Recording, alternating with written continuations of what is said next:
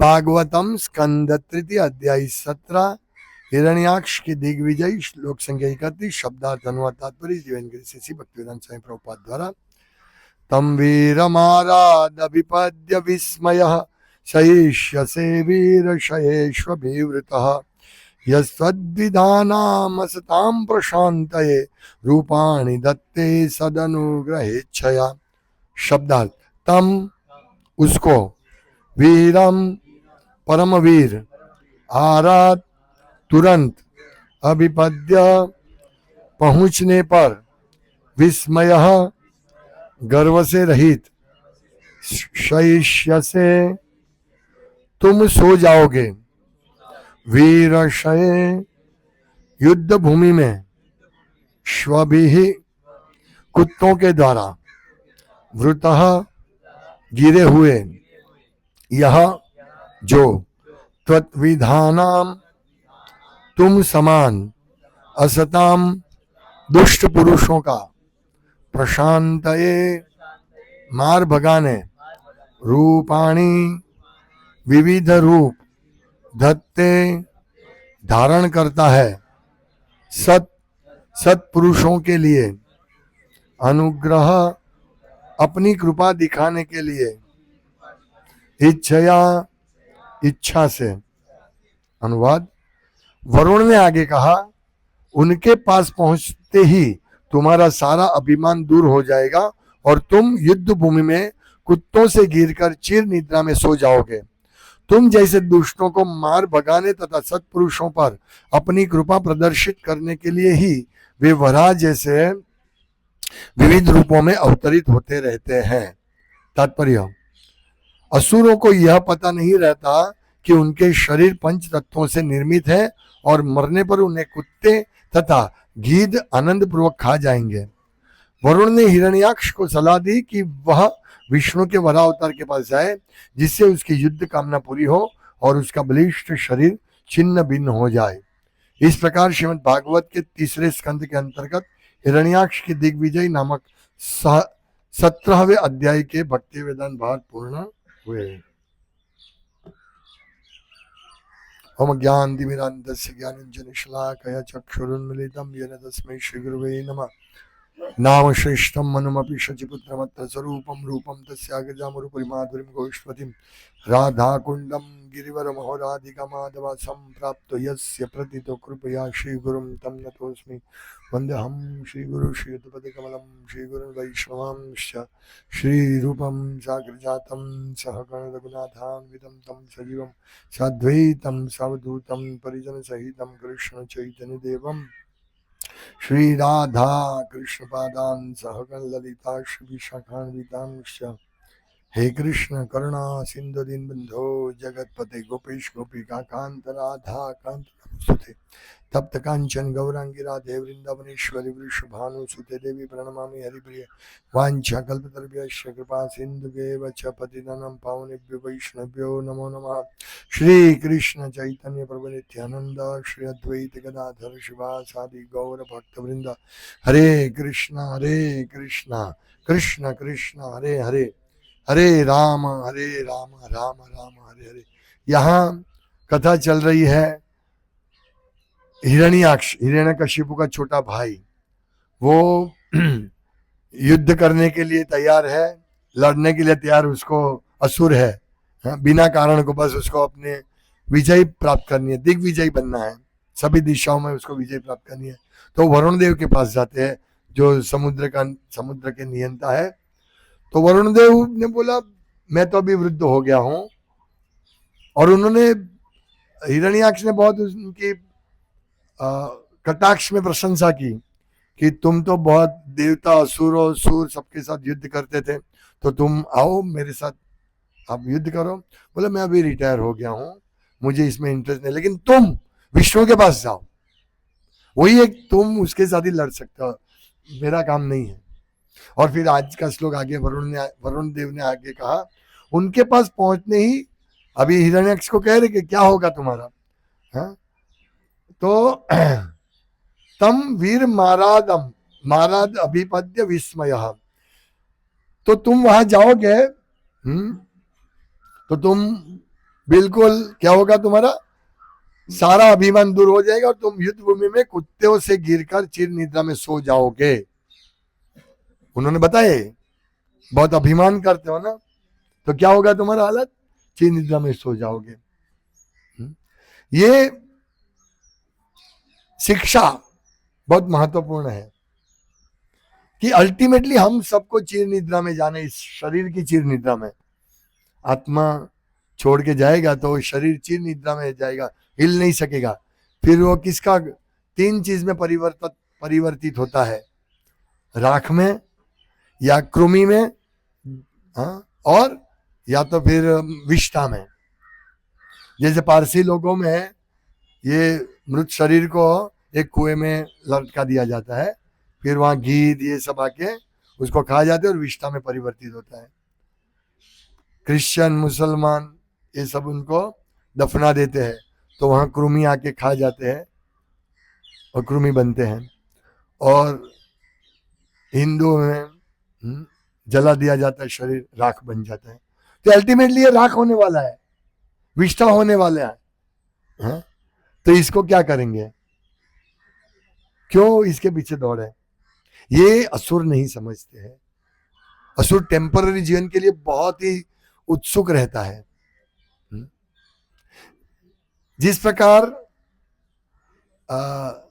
असुर मतलब पापी और पुण्यशाली जीव होते हैं, मनुष्य होते हैं, उसी प्रकार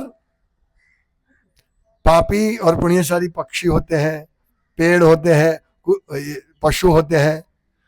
प्रभुपाद लिखते हैं जब करदम मुनि जहां तप कर रहे थे, वो जगह पे सब वृक्ष पुण्यशाली वृक्ष थे। वो फल देते थे, फूल देते थे और सुगंधित प्रसरित होती थी।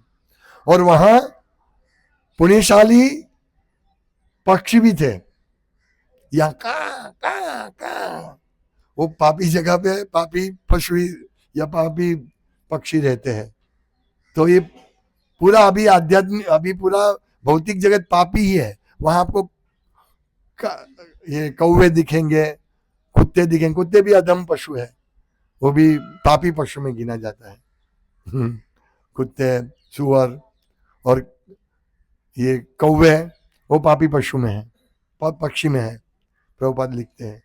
तो यहाँ हमारा मंदिर है, तो यहाँ काबर, सारस, ये सब पक्षी का नाम लिखा है उसमें। तो ये पुण्यशाली पक्षी नहीं दिखते हैं, जिसका जो ये करेंगे चर्पिंग, मतलब उनका क्या बोलते हैं, कलरव, कलरव, तो उससे वातावरण में आध्यात्मिकता में क्या बोलते हैं, वृद्धि होती है वातावरण में। अभी देखो, परसों में दोपहर को 3-4 बजे रीडिंग कर रहा था, तो सामने मैदान में इतने कुत्ते भस रहे थे, तो अपना रीडिंग में मन नहीं होता है, बिना कारण को इतना कर्कश आवाज आ रहा था कि पढ़ाई में ये नहीं होता है। लेकिन उसकी जगह कोई अच्छे ऐसे कोयल की कुकू होती है या मधुर आवाज, तो हमको हाँ कितना सुंदर वातावरण है। ये तो थोड़ा बड़े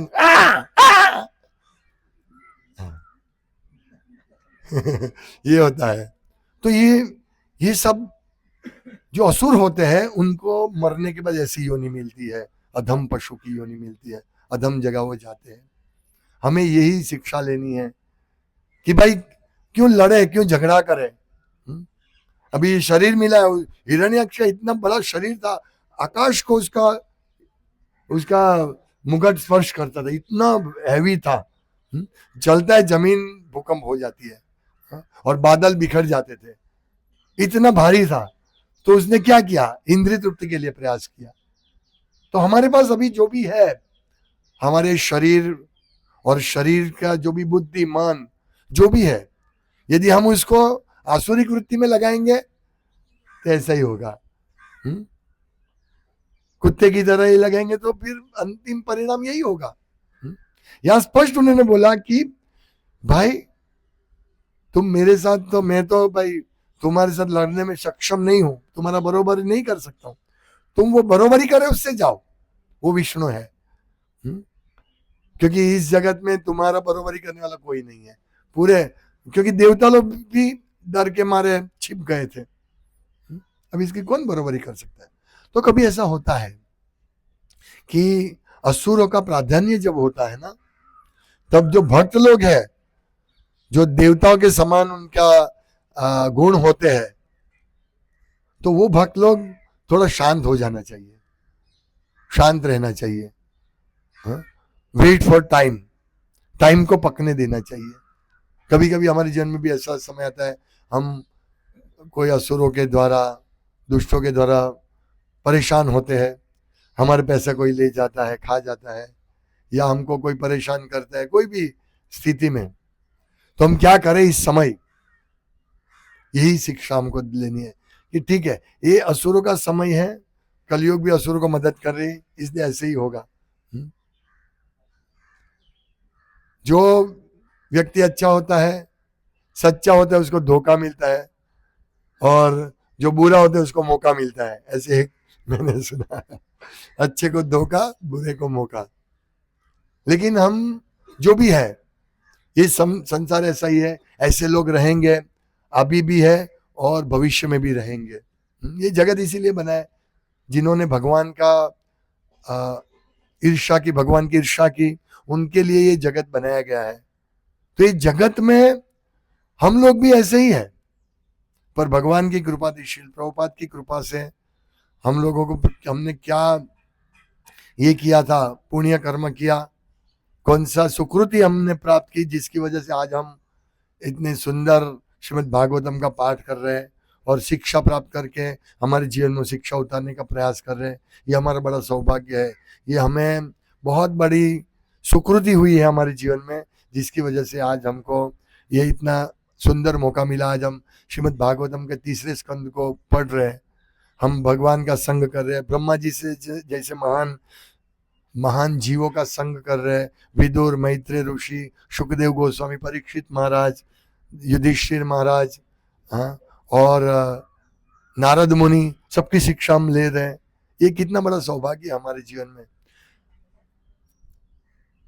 जब एक बार मैं बैठा था तो मैं सोच रहा था कि कितना मेरा पैसा लोगों ने, दुष्ट लोगों ने ले लिया, चला गया। फिर मैंने सोचा ठीक है, पैसा गया, लेकिन मेरी भक्ति बढ़ी है, तो मेरे लिए यही एक आश्वासन है कि यही अच्छी बात है, और ये सब होने वाला है, आज नहीं तो कल कुछ भी होने वाला है। और मृत्यु के समय जैसे इन्होंने बोला कि भाई चीर निद्रा में सो जाओगे, फिर कौन सा पैसा है, क्या है, हमारे साथ क्या आएगी? हमारी भक्ति रहेगी, वो हमेशा के लिए रहेगी।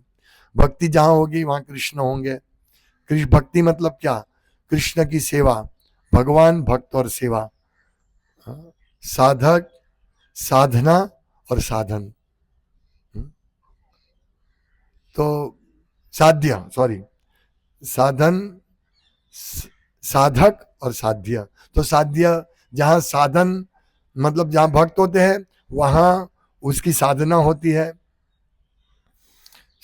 कौन से साधन से वो साधना करता है? जैसे हम लोग जप करके, माला करके, रीडिंग करके, मंगला आरती करके, हमारा साधन, ये हमारा साधन है जिससे हम साध्य को प्राप्त कर सकते हैं। तो साध्य कृष्ण भगवान है। तो इस प्रकार हमें सोचना चाहिए कि बहुत क्षणिक जीवन है, धीरे धीरे धीरे धीरे कितना हमारा समय धीरे धीरे पसार हो रहा है। तो हमारा समय पसार हो, क्या स्थिति है हमें नहीं देखनी, हमारी क्या स्थिति हमको प्राप्त होगी, हमारा साध्य क्या, वही हमें लक्ष्य करना है। मैं बार बार बताता हूँ कि हम जब वृंदावन या कहीं भी, अभी हम लोग सब यहाँ गए थे मदुराई, तो तिरुवनंतपुरम, तो कितना घंटा लगा, 24-25 घंटा लगा। और रामेश्वरम जो गए 44 आवर्स, 44 घंटे लगे। पर हमारा ध्येय क्या? हमारा ध्येय हमारा लक्ष्य पे पहुंचना। बीच में रास्ते में जो भी कठिनाई हो हम पसार करके हमारा लक्ष्य है। हम कठिनाई से नहीं डरते। ट्रेन में बैठा उससे नहीं डरते। हमारा लक्ष्य क्या है, वहां हमें पहुंचना है। तो ये लक्ष्य कृष्ण प्रेम, ये हमारे मन में होना चाहिए। बाकी इस जगत में कौवे कुत्ते सब भौंकते रहेंगे, लेकिन हमें क्या करना है, हमें ये वरुण देव की जो शिक्षा उन्होंने बोला कि तुम्हारा सारा अभिमान दूर हो जाएगा और तुम युद्ध भूमि में कुत्तों से गिरकर चिर निद्रा में सो जाओगे। ये हम सबके लिए एक शिक्षा है कि शरीर तो जाने वाला है, लेकिन इसका महत्तम लाभ प्राप्त करें। अभी हमारे पास कितना कम समय है, हमें मालूम नहीं कितना समय है, बहुत कम समय है। कमल दल जल जीवन टलमल, क्या करें, कमल दल जल, बिंदु, कमल के ऊपर एक पानी का बिंदु, कितना टाइम लगे उसको गिरने में, ऐसा तो हमारे जीवन है। ब्रह्मा जी शाश्वत, ब्रह्मा जी का शाश्वत जीवन जैसा है, उनके सामने हमारा एक क्षण भी नहीं है। मनुष्य जीवन ब्रह्मा जी के आगे एक क्षण भी नहीं है। तो हम सोचिए फिर हमको कितना लंबा लग रहा है। अभी तो मैं बहुत जीने वाला हूं, बाद में भक्ति करूंगा। ये सब आसुरिक ये विचार है, बाद में करूंगा, बाद में करूंगा, बाद में करूंगा। वो बाद आएगी नहीं, कल कभी आती है, कल कल कल कल से मंगला आरती में आएंगे, कल से हम माला करेंगे, कल से हम भागवतम पढ़ेंगे, कल कभी नहीं आती। कल मैं दे दूंगा तुमको, कल आएंगे, मैंने बोला ना कल दूंगा, कल कल कल। फिर भगवान भी बोलेंगे ठीक है कल मेरे पास आओ, आज मत आओ। तो ये हमें समझना है। और यहां आगे वरुण देव कहते हैं कि तुम जैसे दुष्टों को मार भगाने और सत्पुरुषों पर अपनी कृपा प्रदर्शित करने के लिए ही वे वरा जैसे विविध रूपों में अवतरित होते हैं। यानी भगवान का प्राकट्य किसके लिए है, परित्राणाय साधनम विनाशाय च दुष्कृताम। सिंपल चीज है। भगवान क्यों आते हैं, हमारे लिए आते हैं, भक्तों के लिए आते हैं विशेष रूप से। क्योंकि प्रभुपाद कहते हैं कि असुरों को तो भगवान नहीं आते, असुरों के लिए भगवान भक्तों के लिए आते हैं। और अभी भगवान ने विशेष कृपा की है, नाम रूपे अवतार, नाम हईते हई जगत निस्तार। भगवान का नाम रूप से अवतरण हुआ है, किसके लिए, यही दो कारण है, परित्राणे साधनम विनाशाय च दुष्कृताम। लेकिन नाम दुष्कृत का विनाश, शारीरिक विनाश नहीं करते हैं, उनका हृदय में जो काम वासना, काम क्रोध लोभ मोह मद मत्सर्य, उसका विनाश करते हैं। मतलब नाम भी विनाश करता है, लेकिन वृत्ति का विनाश करता है, दुष्ट वृत्ति का, आसुरिक वृत्ति का विनाश करता है। यह हमारे लिए सबसे बड़ी बात है। आज हम देखते हैं कि युद्ध हो रहा है, सब जगह युद्ध हो रहा है, सब एंजाइटी में है। अमेरिका बोलते मैं ईरान पे हमला करेंगे, ईरान वाले परेशान हैं कि कब हमला होगा, कब मिसाइल आएगी और हम मर जाएंगे। कितना सोचिए, बहुत समय पहले स्काईलैब करके एक लैब बनाई थी, वो आकाश में थी, और ऐसा अनाउंसमेंट हो गया स्काईलैब गिरने वाला, कहीं पे भी गिर सकता है। तो सब चिंता में, टेंशन में आ गए।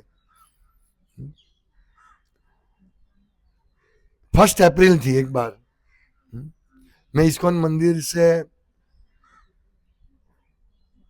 आ रहा था, कहीं मैंने पढ़ा, न्यूज पढ़ा कि भारत के कोई प्रांत में ये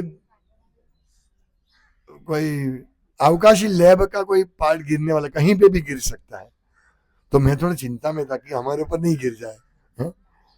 फिर किसी से फोन पे बात हो, बोला भाई आज 1 अप्रैल है। हाँ, तो शांति हुआ। लेकिन एक्चुअली ये 1 अप्रैल नहीं है। भागवतम का जो मैसेज है, भागवतम का समाचार 1 अप्रैल का समाचार नहीं है।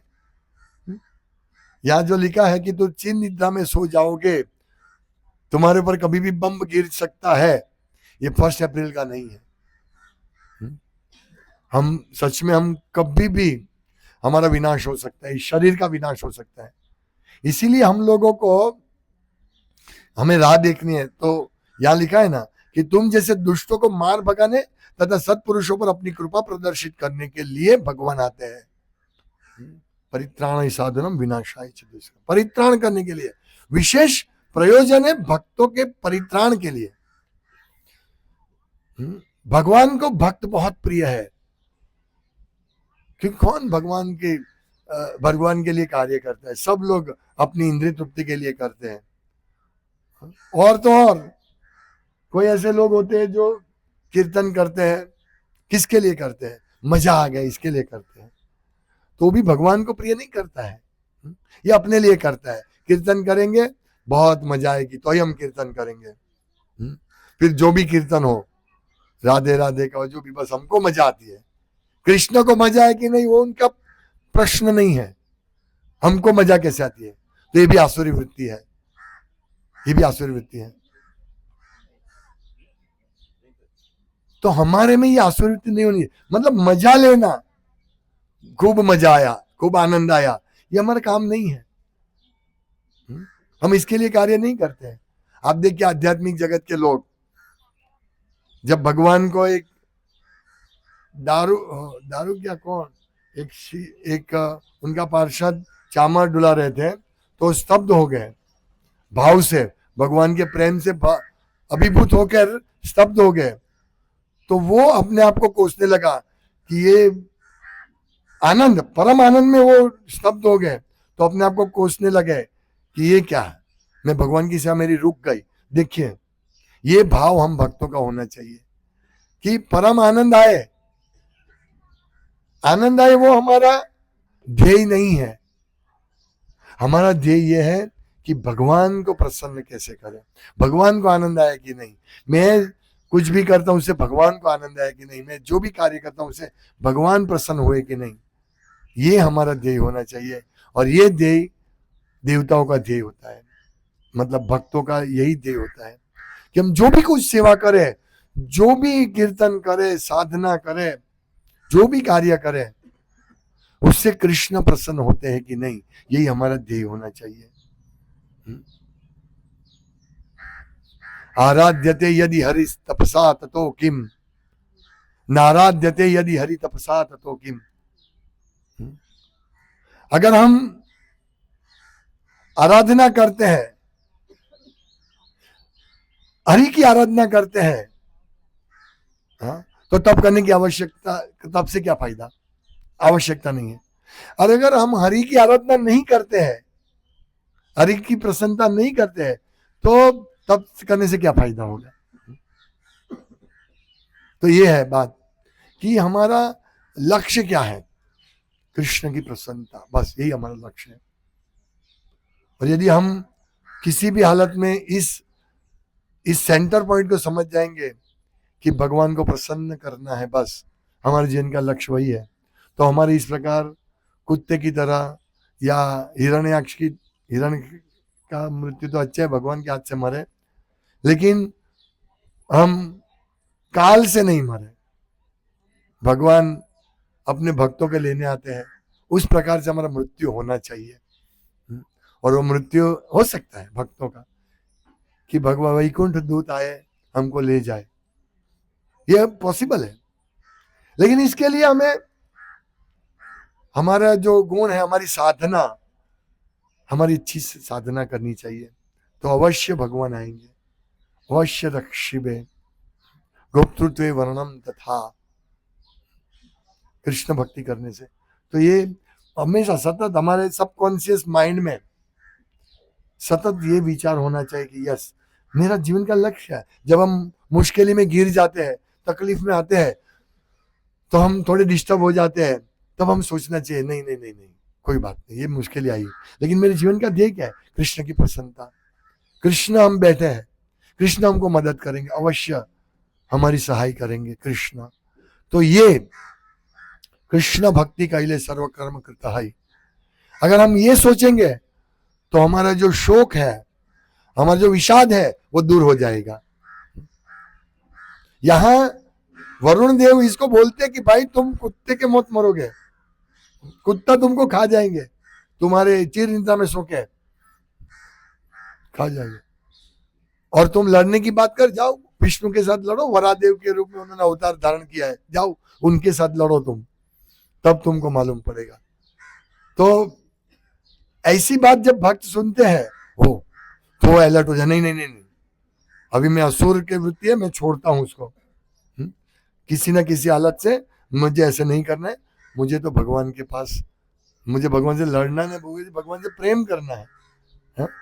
कभी कभी हम लोग सोचते हैं भगवान ने कितनी हमको मुश्किल दे रहे हैं भगवान हमको, नहीं, ये भगवान का प्रेम है। तथ्य अनुकंपा, भगवान की अनुकंपा है कि हमको मुश्किल में डाल रहे हैं, वो मुश्किल से ही हम शिक्षा प्राप्त कर सकते हैं। क्योंकि हम प्रत्येक के जीवन में स्ट्रगल है, पूरा स्ट्रगल है, लेकिन उस स्ट्रगल के बीच में भी अगर हम इस प्रकार से साधना करेंगे, प्रतिदिन साधना करेंगे जो हमें साधन दिया गया है, तो वो साधना करने से हम अवश्य कृष्ण प्रेम प्राप्त करेंगे। ये मुश्किल है, बहुत दूर का लक्ष्य है, बहुत बड़ा लक्ष्य है। जैसे हमारा लक्ष्य क्या है, 1 करोड़, शिल प्रभुपाद के 1 करोड़ पुस्तकों का वितरण करना, ये लक्ष्य है हमारे ग्रुप का। इम्पॉसिबल लक्ष्य जैसा है ना, लेकिन हम प्रयास करेंगे चकली की तरह, चकली की तरह प्रयास करेंगे। चकली का अंडा समुद्र ने ले लिया था, हम प्रयास करेंगे तो कहीं ना कहीं से हमको हेल्प मिलेगी। हम पहले कितने भागवतम बेचते थे, साल में 10-15 बेचते थे, आज महीने में 10-15 भागवतम बिक रहा है ना, जा रहा है ना। ये भगवान की कृपा है। जैसे जैसे हम प्रयास करेंगे भगवान मदद करेंगे। गरुड़ जैसे किसी भक्त को भेजेंगे, जाओ चकली की मदद करो, हम चकली जैसे तुच्छ हैं,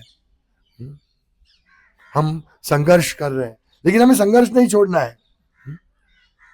हम जैसे चकली ने 4 से 1 बूंद लेके पानी खाली करने का प्रयास किया, हाँ, लोगों को लगेगा ये हास्यास्पद लगेगा, हमको भी कभी ऐसा लगेगा।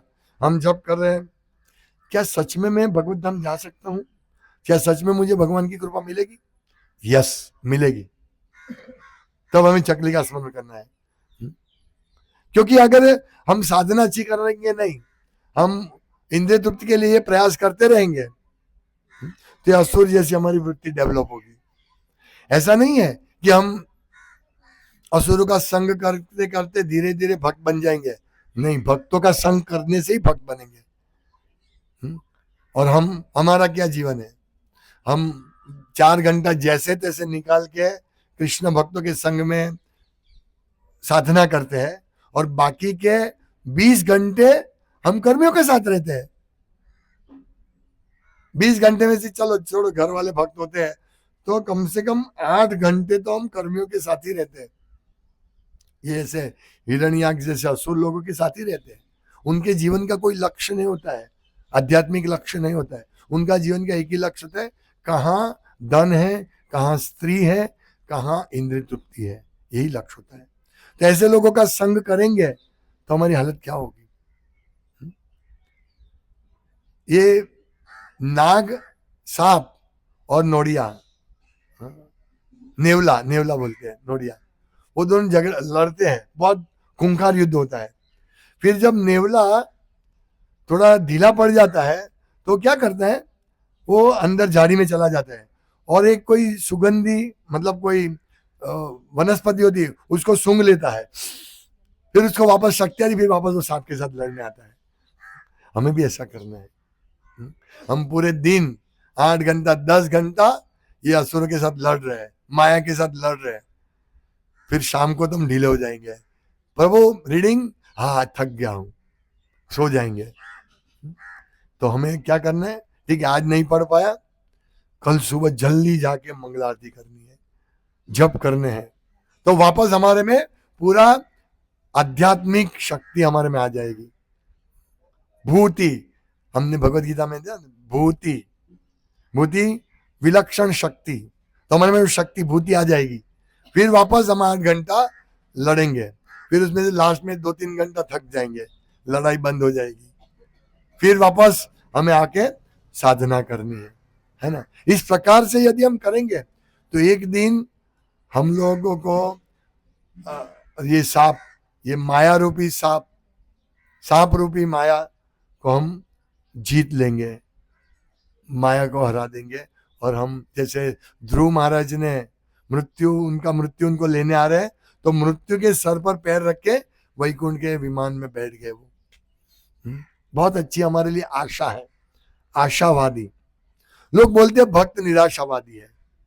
हाँ, बोलते हैं भक्त को बोले कि भाई तुम बिजनेस डेवलप करो, हाँ, अच्छी जॉब करो, तो भक्त बोलते हैं नहीं नहीं नहीं, बिजनेस क्या डेवलप करेंगे यार, तुम निराशावादी हो। ऐसा लोग बोलते हैं भक्तों को। लेकिन भक्त सबसे ज्यादा आशावादी है। उसको आशा है कि एक दिन कृष्ण आएंगे और हमें उनके पास ले जाएंगे, उनके साथ ले जाएंगे। हाँ? आप सोचिए, इतना सुंदर वातावरण, हाँ? ये तो कुछ नहीं इसकी सुंदरता, गोलोक, इवन स्वर्ग की सुंदरता के सामने ये सुंदरता कुछ नहीं है ना। तो आध्यात्मिक जगत की सुंदरता के सामने कुछ नहीं है सब चीजें। पर ये सुंदरता में, दिखे जाने वाली सुंदरता में, सुंदरता क्या है, मूल सुंदरता क्या है, श्रीमद् भागवतम का कथा, ये कथा में इन सुंदरता है। लेकिन ये थोड़ा वातावरण भी हमको मदद करता है, ये समय हमारे लिए अनुकूल है, हाँ, शास्त्र हमारे लिए है, तो हमें इसका पूरा उपयोग करके भगवत धाम जाने का प्रयास करना चाहिए। ये हमारा बहुत बड़ा सुविधा है। अभी ऐसी सुविधा मिल सकती है, कलयुग चला जाएगा, सत्ययुग आएगा। सत्ययुग इसके लिए प्रशंसनीय नहीं है, शॉर्ट टाइम में, शॉर्टकट के लिए सत्ययुग नहीं है, शॉर्टकट के लिए कलयुग है। हम देवताओं के साथ थे, हम आनंद प्रमोद कर रहे थे, हमारा समय आगे इधर आ गया। अभी देवता आनंद, हमारा जो मित्र था, कोई देवता मित्र होगा, वो आनंद प्रमोद में हमारे साथ थे। लेकिन हम यहाँ से भगवत धाम जाएंगे, वो देखेगा ये चला गया भगवत धाम। सच में ऐसा होगा।